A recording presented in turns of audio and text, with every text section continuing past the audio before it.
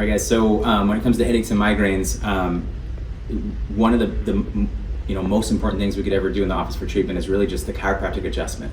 Of course, there's other rehab that goes along with this. At this point, Brianna's already had a full evaluation. She's had posture, she's had range of motion, she's had palpation, she's had orthopedic testing. She's also had specific imaging and x-rays of her spine, and she's been getting adjusted here for over a year now. So she's very familiar and comfortable with the process. So just for today's purpose for the video, just so you can see what that looks like, I talked in another video on this page about how migraines and headaches are usually almost always caused by something called spinal subluxation, which is the vertebrae and the neck issues shifting, irritating the muscles, irritating the nerve system, and even compressing and blocking the blood supply back and forth between the brain and the body. So what we would do once we've done the identified on her x-rays and her examination, her range of motion or palpation, we know exactly where her subluxation or misalignment of her spine is.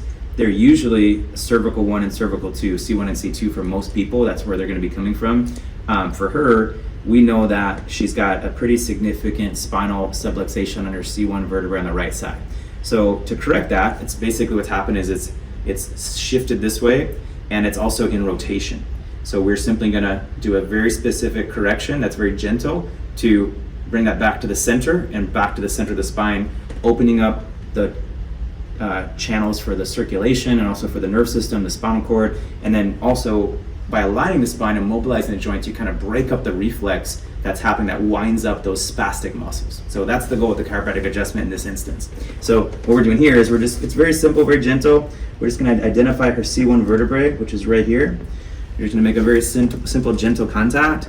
You'll hear a little cracking or air or gases releasing between the joints, but it's not your bones cracking or popping. It doesn't hurt. It's actually extremely gentle.